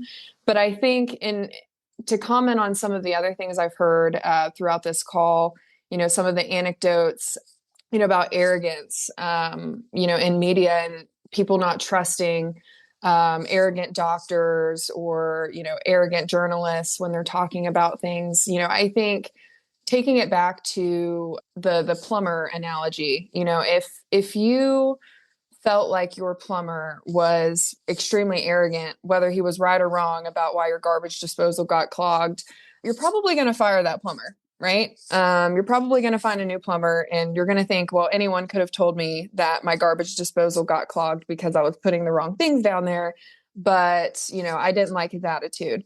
And I think that's what we're seeing, whether it's the right answer or the wrong answer with establishing some of these new medical journals, critiquing the establishment medical journals. I think, a lot of people, not just in the MAHA movement, but in a lot of different places politically have really felt like these, whether it be mainstream media, establishment media, or these medical journals have been very condescending, and haven't really incorporated that feedback as Chelsea was alluding to, really listening to what people want. And I think that leads to a certain percentage of people saying, you know what, we're done with you. We're going to find someone else. So, and as Aaron mentioned, I'm not sure if that's the right answer or the wrong answer, but I do think that really plays into where we're at. And in terms of communication, I think I very much agree with Dr. Mati that this scientific communication piece is really, really, really important. I know we've talked about that on probably every episode of the pod that I've been on at some level, but scientific communication is very much lacking. And, a firsthand example, very recent, about a week ago, we were in East Palestine, Ohio, and we were surveying local residents on the ground, trying to get an understanding of where their true concerns are, what information they have, what would they like to see. And a few days prior to making it to the community to speak to these residents, we had a call with the chief medical officer of Columbiana County. And he was telling us all of this research they've been doing, weekly water testing, that it's all published on the Columbiana County Health Department's website. And that, he feels like that has really gone a long way in the community trusting him. But when we get to doors and we're speaking to residents, and we ask, do you feel like the water supply testing has been sufficient? They're like, what testing? We don't know. What do you mean? They're testing the water? And we're like, how in a town of 4,000 people are people not getting this information? There's a clear breakdown, and that has definitely led to a lot of folks in this very small example of East Palestine not trusting that their local authorities have their best interest at heart because they're not receiving this information. And so I don't think there's any easy answer to that. I think it's very case by case. Like in East Palestine, we have to look at how are these people getting their information? How can we meet them where they're at? But I think broadly speaking, it comes down to meeting people where they're at. And I guess just as a parting thought, I think it's incredibly important, for me as a communicator, for everyone on this podcast as a communicator, because I agree with you, Brenda, we're all doing it in some way or another. And I would caution everyone, to be aware that when we name call, whether that be calling Kennedy a crank or, an anti-vaxxer, the people that are reading that who might agree with him, they're seeing it as you're calling them a name too. And I know that probably goes in all directions. Like if, a MAHA influencer is criticizing someone for corporate capture and they're using a lot of they rhetoric and they're saying they're all bought and paid for, you might be really trying to criticize one very specific person, but now you've offended everyone and they're not listening to you anymore. And likewise, I think I've seen so many articles, of Kennedy being called a crank, a conspiracy theorist, that he's just lying and he's doing this, to hurt people. And when folks are reading that who support him, it's going to be seen as a diss to them too. And I know that MAHA could do better on that in a lot of ways, but I think that's important to get that in the room, that we're all thinking about, when we're name calling, or if we're attempting to discredit someone, what is the purpose of what we're writing? Are we trying to communicate, to speak to this group of his supporters and show them that there's a different way, or that there might be an alternative solution? Because ultimately, I know that I've personally felt I've had to close articles before because, the first 2 or 3 sentences, there's been a lot of name calling. And so, I think that we really just want to meet people where they're at the end of the day. And if we can do that we're never going to get it perfect, but the better that we can be at that, I think the better we will be at establishing a renewed sense of trust. That's great, Elizabeth. I just want to take one quick tangent. For the people that are either supporters of RFK or somewhat supportive of RFK, could you unmute for a second? I just want to ask you one kind of quick one-word answer, which is, how do you feel about the mRNA COVID vaccine, the technology behind much of our COVID vaccines? Do you trust it, don't trust it, or have real questions about it? Maybe Mark, just one word. I definitely have questions about it. Okay, Aaron? Don't trust, but have a lot of questions. Jacqueline? Rushed, and I have questions. Nancy? I don't trust, and I think there's more research to be done. So just recently, RFK's FDA approved Moderna's COVID vaccine, which is an mRNA vaccine for children. When you saw that news, did you change your opinion of that? Did you trust that he's doing the right thing? Do you trust now that that's the right technology and that's a good vaccine and a safe vaccine? Anybody want to jump in? No. You kind of ask multiple questions there. I just want to say, because some of them are different answers. Like, sure. Do I think he's still trying to do the right thing? Yes. Did it change my opinion of the technology overall? Not really. That kind of split in multiple ways for me. I think, again, I'll be on the table. I took the first 2 doses because at the time the evidence showed that helped. And then every booster since has had, significantly less measurable effects. So I never went and got a booster, but I know people never got either because they didn't trust the technology. Again, I'm not a biochemist. I don't know enough to say how it exactly functions, but I do have reasons to, question, why are they continuing to push it more when the boosters, after the first 2 shots already were less effective. So I think when you were saying that there's more than one question to that. Like, Aaron, were you surprised? What did you make of that?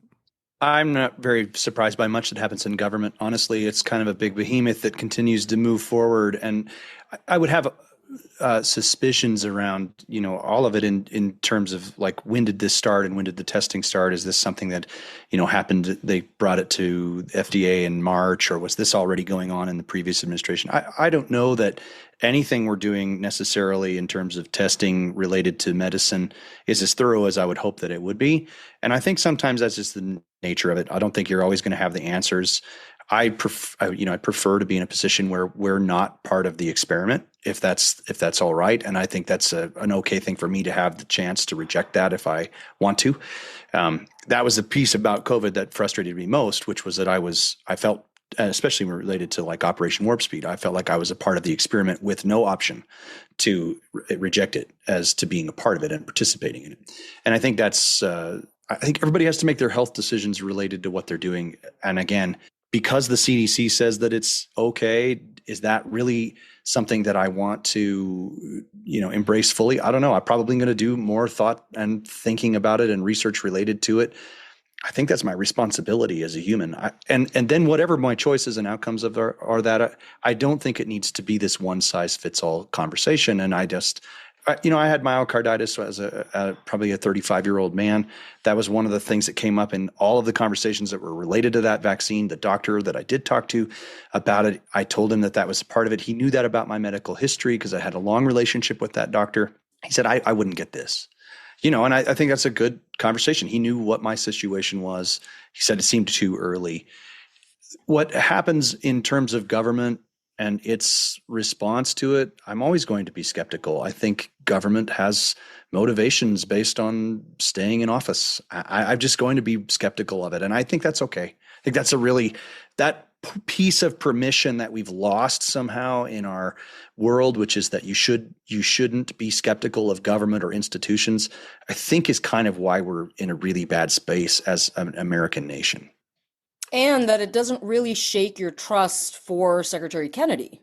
No, it doesn't. I was going to had my hand raised because one of the things that I think that people miss, and it's a bigger picture conversation here, is that in an America that is frustrated, both economically, politically, medically, institutional-wise, both Kennedy and Trump speak about those things. And that's what resonates with people. That's why they gravitate to them. Even if what they're saying to some is just absolute lunacy, it's what people are experiencing. So when the politician goes up to vote in Washington to send money abroad while he steps over the homeless at the train station, that's what people feel and resonate with. And part of what attracted me to him about the conversation about his candidacy and why I still do trust him is that he's willing to at least discuss the things out loud, which is part of what I feel has happened in our institutions, which is we're the smartest, shut up and sit down.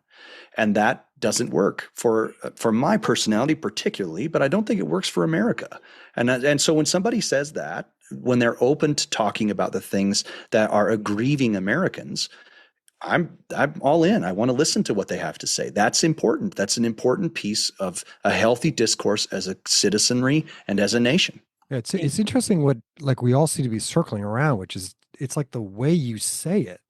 Because I think a lot of people maybe in science were thinking it's the data. It doesn't matter what I say. It's the data. We've done the study. Here are the results. Take it, but it seems like everybody keeps saying what almost matters more is how the respect you afford the people that are listening to you, how you explain it to them. Am I right? I keep waiting for the other shoe to drop, but it seems like that's such a key piece for everybody. Tom, I hear that. I think what I struggle with when I hear people say it's how you say it or be kind, be humble, is that I see a dichotomy in the expectations for our national leaders. And a lot of times it's you're snowflakes because you can't take, somebody speaking to you in a harsh way or they're arrogant or they're hardlined. But I'm hearing a lot of doctors need to be humble and soft and do this and do more kind. It's it's very dichotomous. And it's interesting to me that my job was, I just don't have the luxury to luxuriate, right? I had to make decisions and I'm getting emails from parents about their kids and and how to treat them and things of this nature. And while I pride myself in being the kind of doctor that I hope Jacqueline has and other people have talked about, I spend time with my patients. I try to be accessible. I've gotten good reviews for that for the most part. I also struggle with this dichotomy of expectations for communication, especially when it comes to things that are life and death, right?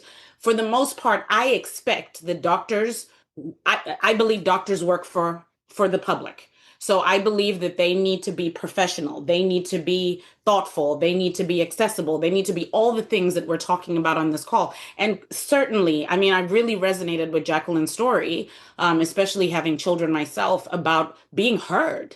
How dare you not listen to me, the mother of these children who knows every part of their being inside and out, who is their advocate, right? I don't care how many books you've read, but there are things that I know about my child absolutely resonate on that. But on the flip end, is there a snowflake effect to kind of you know what I mean?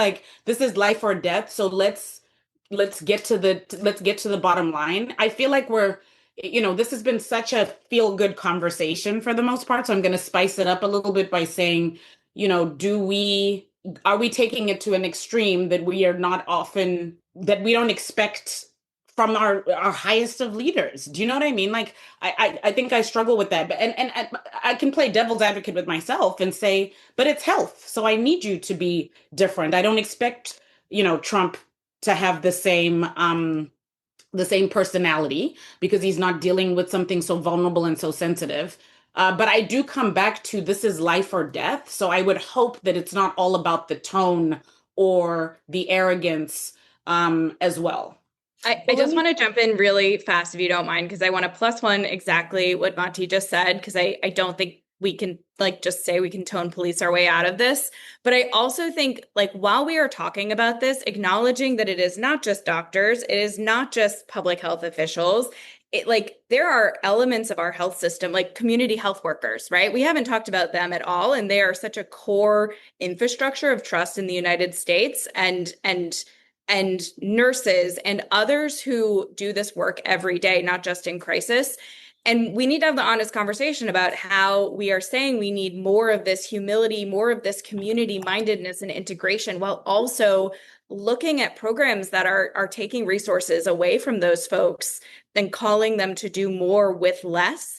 And I think it's just an honest conversation we need to have about where do we place value in this system on all of the different people who make and build trust around health. Because I think we're saying things that maybe aren't backed up by evidence in that investment.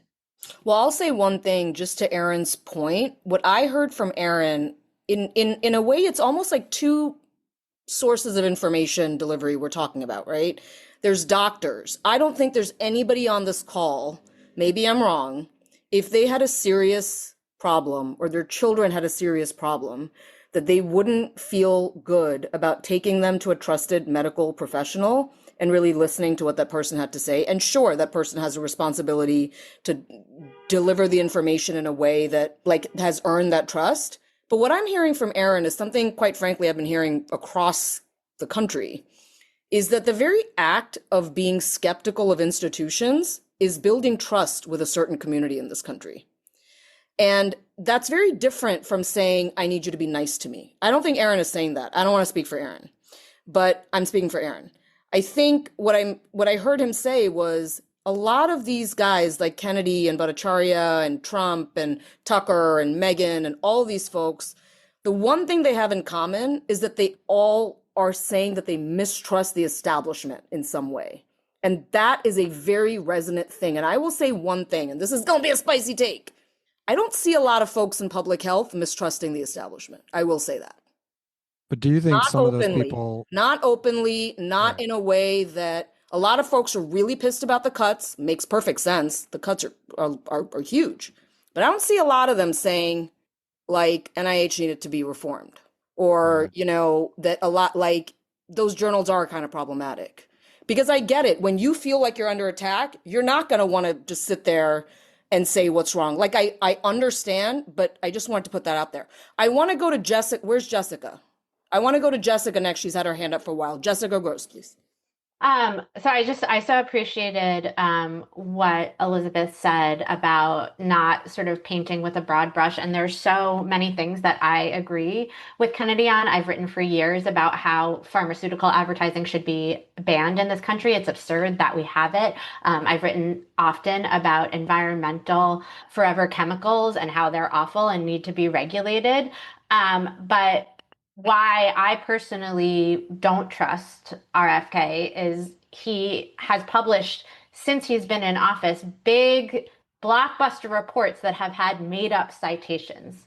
If I did that, I would be fired tomorrow. But he's held to some sort of lower standard of publication when he is in the government, and what he's saying should be true. Those citations weren't real, and some of the researchers said this was nothing that I've ever published. And then things that he said are really important to him, like clean air and clean water. I'm reading a headline here. Trump officials quietly moved to reverse bans on toxic forever chemicals. Trump administration yanks $15 million in research into PFAS on U.S. farms. So these things that I was actually hopeful, even though we'll never agree on the vaccine stuff, that he really did care about. And we might have a moment where we could address those things in our government and they would become something really important. That's not happening either. And so, I really wish there were something that I could be positive about and I could grab onto, but it's not here. And the last thing I want to say is just, the media is such a broad thing now. It is TV, it is newspapers. We publish thousands of stories a day. My colleague David Wallace Wells, who has been on your show before talking about his support for the lab leak theory, he is a New York Times writer, and he's been writing about that for years. So the idea that there's sort of one narrative coming out of even one individual institution just isn't true. And I have the unfortunate knowledge of how much time our readers spend on any individual story. And so a lot of times, even when social media is picking up a story, they're just picking up the headline. They are writing about that story, talking about things that aren't even in that story or are untrue. And there's no way to correct that narrative once you're in it. And I've been in situations like that before. You just have to let it go because you're one person who has a job to do and is reporting the next story. You can't go out there and correct every bit of misunderstanding or misinformation about a story that you've done. I actually go into the comments of my stories and talk to readers every time I publish. And I try my best to have a conversation with them, even when they disagree with me, have it be respectful. But you're only one person. And your stories and your thoughts are immediately blasted out to potentially the entire world. And they're only reading a headline. So those are just a couple last points that I wanted to make about things that I'd heard. Thank you, Jessica. Jacqueline, I know you have to bounce, so I want to make sure we get. Oh, you poor thing! That dog behind you. I know you've been trying to. He's so cute, or she. But don't worry about it. You just look like you have a fabulous, like a feather in your cap. Giant tail behind me. I Yes. just sprung my tail out. Jacqueline from MAHA, why don't you go next? Thank you. I think that the reason why I started following Kennedy and listening to him and supporting him and got involved in his campaign. And I'm very pleased that where we are right now, having him in this position, is because we have an extremely sick country. I mean, an extremely sick chronic illness epidemic through our country. Something is wrong. Okay, something is seriously, seriously wrong. We can go and point fingers at who is what, or is it the media's fault? Is it the doctor's fault? Is it the journal's fault? Is it the is it the government's fault? Is it the patient's noncompliance fault? Is it their diet? Is it their own responsibility? And I think it's all the above. But I think that let's just take a moment, as many of you are healthcare professionals here, and some of us are healthcare consumers here, and celebrate that this door and this window has finally been opened, that there's finally a spotlight on a major issue that if it is not solved, and I'm not saying that anybody has the answers right now, but we don't start really truly addressing it in multiple different ways, this is getting to a point that is a complete national security issue. It's spilling out to the rest of the world. There's other countries that are having issues like this as well. England is really having a major issue with chronic illness as well. I just want to take a moment and celebrate that we are in this moment, that finally we got the spotlight and we're talking about this issue that has been swept under the rug for so long, and let's get to work from here. So that's why I supported Kennedy. My family depends on vaccines. We need vaccines. We take all the vaccines. Okay, we have to. We don't have that capability to be able to say no. It is individualized to us. Maybe I think that our VAER system has to improve. I think post approval trials and monitoring medication when it's post FDA has to really be improved. If we put so much energy into all the energy that our children really deserve, maybe they're going to put energy into their own lives and making their lives better as they grow older, because they know that we took the time to invest in them. Thank you, Jackie.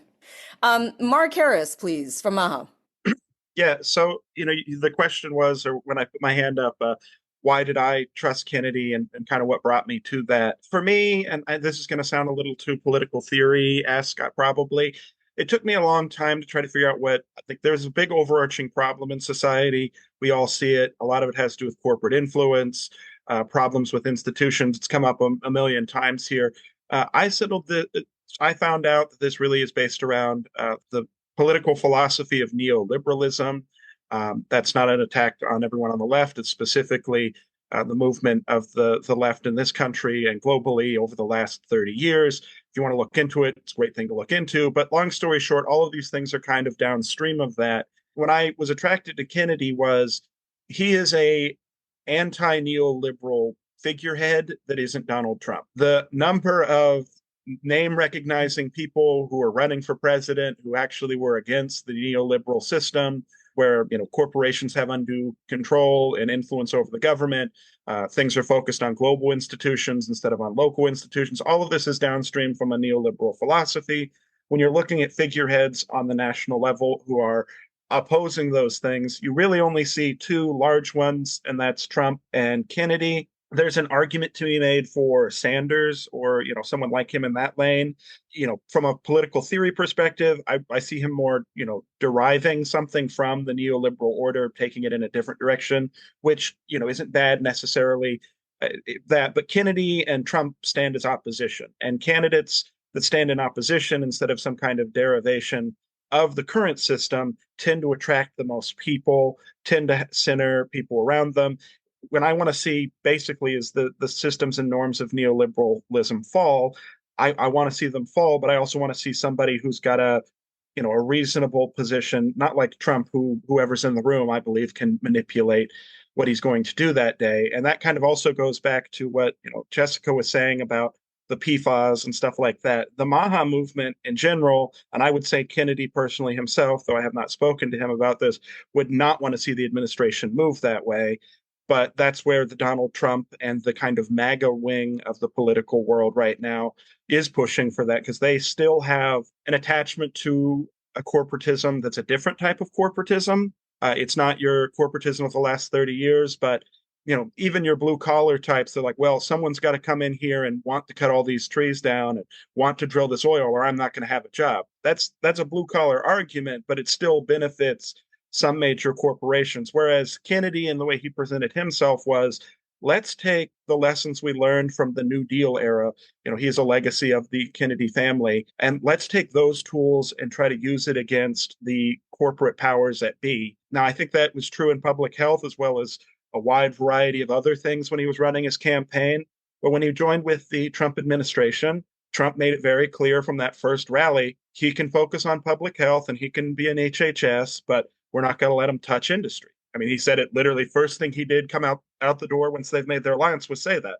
So to try to hang Kennedy by the actions of the Trump administration outside of the very narrow purview that the Donald Trump administration has put him in is not fair, in my opinion. I think he probably has a lot of things he would like to see not happen. And, and some of us would like for him to call out Trump on that and say, hey, why can't Kennedy call out when you see these things are wrong? But if you watch the Trump administration, they're not afraid to throw anybody under the bus. I mean, Marco Rubio stood up for like 10 seconds about the Doge cuts, and oh, look, he got thrown up in front of the media and tore apart. So Kennedy, I think, is a smart politician at the end of the day, and is not going to open himself up to being thrown out of his position because of that. And I think that goes back to why I trust him. I don't think he is a perfect human being. I definitely don't agree a lot of his views on particularly the trans community and a lot of the stuff that he said about that. But I also think he's a 70-year-old white guy, and most 70-year-old white guys I talk to don't really have a strong, nuanced view that I agree with on that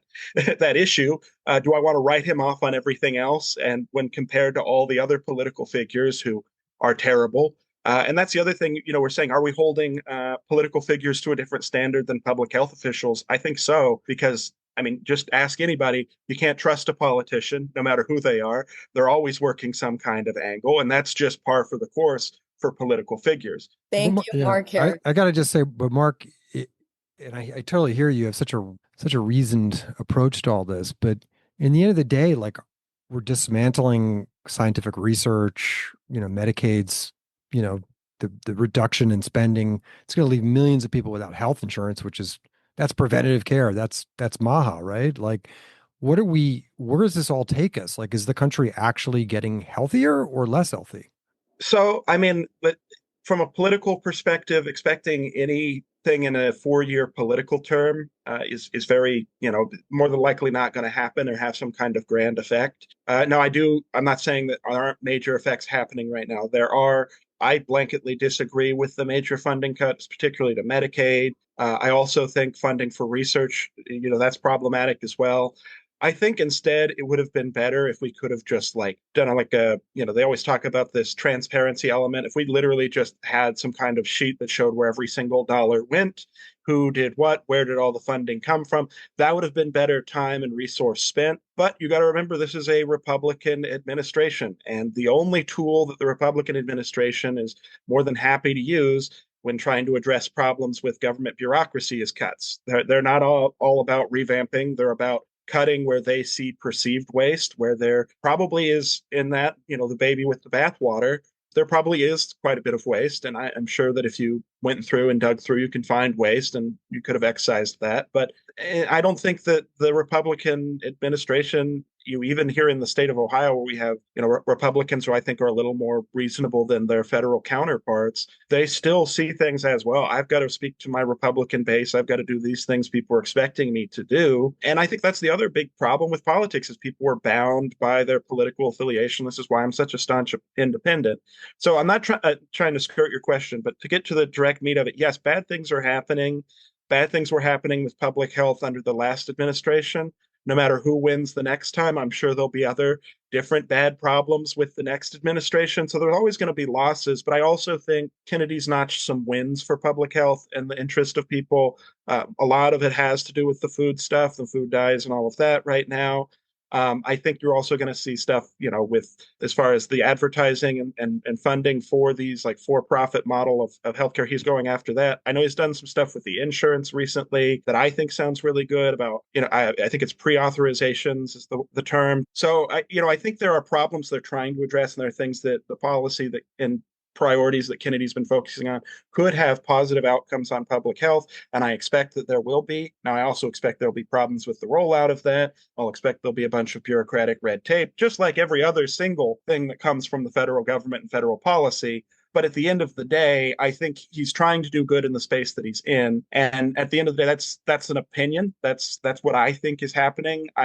I'm not a doctor. I'm not working directly in public health. I don't see the exact dollar and cents of what's being moved around. But for me, and from what I see and paying attention to it, seems that he's trying within the space that he is. And that's a lot more than I can say for a lot of politicians. Thank you, Mark. Kristen. Yeah, first of all, this has just been great. And I feel like I've learned so much being on this call, and I'm going to approach, I think, my science communication differently based on things you guys have said. Brenda, I actually wanted to respond to your comment about public health not criticizing institutions. Is that a fair recap of what you said? So I completely get what you're saying. And at the same time, I think that at least many doctors I've seen do push back against institutions, but frame it in a different way. And I'm going to I apologize, I'm just going to make some sweeping generalizations. And I realize there's a lot more nuance to all of the things I'm about to talk about, but just to make it simple.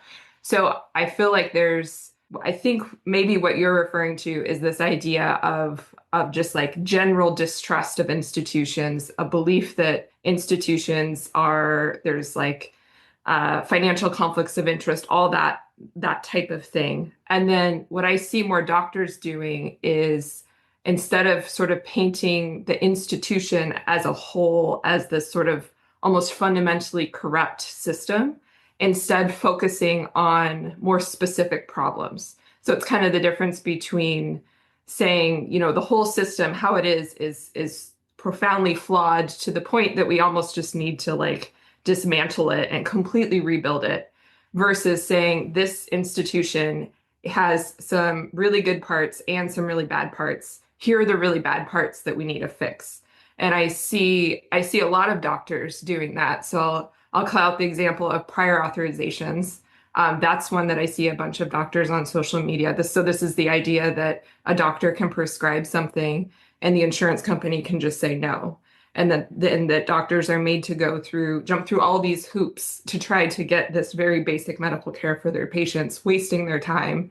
And it's a thing I personally believe is a crisis in our healthcare system because it's just slowing everything down. It's infuriating doctors and it's infuriating patients. So that's one. I'll also use the example of the ER boarding crisis, which is where this is obviously one I personally experienced where so boarding means when patients are admitted to the hospital, but the hospital is too full. So they end up just waiting in the ER hallways, often for hours and sometimes for days. And it creates an extremely unsafe situation or I should say, it can create an unsafe situation because there's not always the staffing ratios to actually take care of both the new patients coming in the door and the admitted patients that are waiting for a bed. And there's data to show that there's higher mortality in these cases. And so this is something that I and other ED physicians have spent time advocating for. And in a sense, it's saying, hey, this part of the health institution is messed up and we need to fix it. And in that scenario, there are actually in both of those examples, there's, financial drivers that are influencing the problem, and those financial issues need to be addressed. But I guess I don't frame it as the hospital is corrupt. And because I also see all the good things that, like I work in a hospital, I see all the good things the hospital is doing. And I don't want to just say, hospitals are bad and we need to dismantle them. I want to say, hey, this issue in the hospital is really messed up and it's hurting patients and we need to fix it. So I think we completely agree there's problems with the institutions. It's just how it's framed, that it's more focused on specific issues. Thank you for that, Kristen. Chelsea Cipriano. Thanks. I'll try to be succinct so we can wrap up, but I want to respond to something that Jackie said and kind of bring it back to this conversation about communications.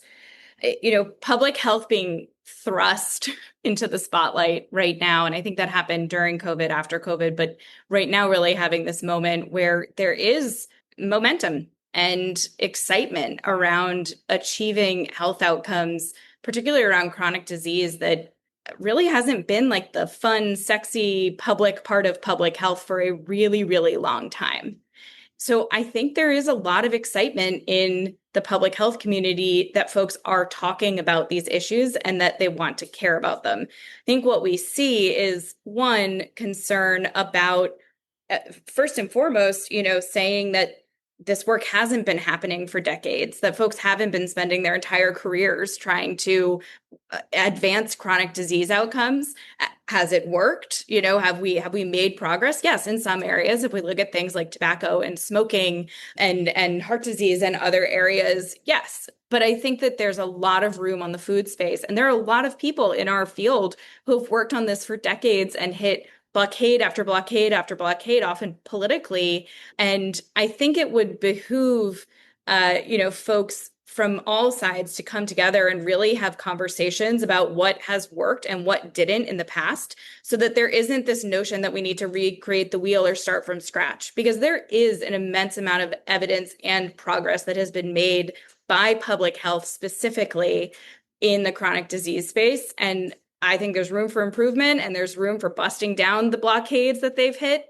And so I would ask that there be acknowledgement that work has been done and that there's more to do together. And then finally, I think while we have differing views on who to trust and the facts and the data and the evidence, what I've heard so much today and through the pod in general, and I think you've all done a wonderful job of this, is these really core driving beliefs that we all share. We all share the belief that people in this country have a right to health. We all believe that the systems that drive that health should be transparent. They should be responsive to people's needs and their questions, and it should be affordable and accessible. And I just think that if we can keep finding these moments of alignment of what we all believe to be true, regardless of how we're going about those core tenets, of which I'm sure I miss some, I have a lot of hope, even during this time of, funding cuts and disbelief and the questioning of science. I think that those are the places that we should find alignment and work together. All right. Well, that was the conversation. I'm always amazed by how people show up at these things. I never know exactly how they're going to go. And people are just honest, Tom, and they just... It's never black and white. It's always gray. think there was lots of shades of gray there. I think the conversation really took off, about a third of the way in, when people sort of got warmed up and sort of understood, this was sort of a safer place where they could make their case, speak their piece. And I think it certainly upends the stereotypes once again of like, public health and scientists and doctors are all this. Media people are all this. MAHA people are all this. It's like, like there's a lot of common ground. And I thought the point they were making, Mark, about misinformation was really interesting, where you on one group were saying that the phrase misinformation is kind of triggering for them. It makes them feel like you're sort of telling them they're stupid and that they're misinformed. But then I'm hearing folks be like, well, what if it actually is just wrong, that there's information that it's being delivered in such a way? It's a real tough nut to crack, Mark. Yeah. I mean, every time I hear that now, I think of previous conversations that we had where Dr. Collins said, there's established fact and objective truth, and that should be established fact and objective truth. But what we're hearing is it's how you deliver that established fact and objective truth, if you deliver it in a way that will land or not. And so much of what we heard was people who had experiences in doctors' offices that then kind of filled their tank about how they were going to view media and public health. It's almost like you had one shot. You had one shot to get this right as a doctor with this patient. And if that didn't go well, or they felt that didn't go well, it could be detrimental to the relationship moving forward for all of their public health issues. Yeah, it's like my feelings during COVID, I didn't feel like what you were saying was factual. And the policies you recommended hurt me or my family. Then it's usually some sort of health crisis issue with a family member, which, we know from life, we all go through that. And it's the medical system not responding in a satisfactory way. We keep hearing 15 minutes in the office. They didn't listen to me. They dismissed me. They thought I was hysterical. And that's a recipe right there. We hear it over and over again. And people feel, very they feel very taken aback by it. And they start seeking out change. Yeah, I think everybody felt the system's broken for healthcare, right? Yep. And that was across whether they were on the call from a MAHA perspective or from a public health perspective. Yeah. Yeah. Well, listen, I am always so appreciative for everybody who joins these calls. It takes a lot to kind of show up and really be asked some honest, tough questions, and then people kind of answering them. So I know I'm still processing everything that I just heard. So I just want to thank the folks from MAHA Ohio, Jackie Capriotti as well, and Aaron Everitt. I'll just say everybody's names: Elizabeth Frost, Mark Harris, Nancy Fuller, Jackie Capriotti, Aaron Everitt, and then you had Dr. Mati Davis, Craig Spencer, Kristen Pantagani, Jessica Gross, Chelsea Cipriano, and then my gang at Why Should I Trust You. Thank you so much. And please send us questions, comments at questions@whyshoulditrustyou.net. We have a Substack. Go to our Substack. I don't know what we're going to have on it. We'll have like something on it. We'll figure it out. Tell us what you want on it. Yeah, exactly. And then we'll see you right back here next week. Thanks.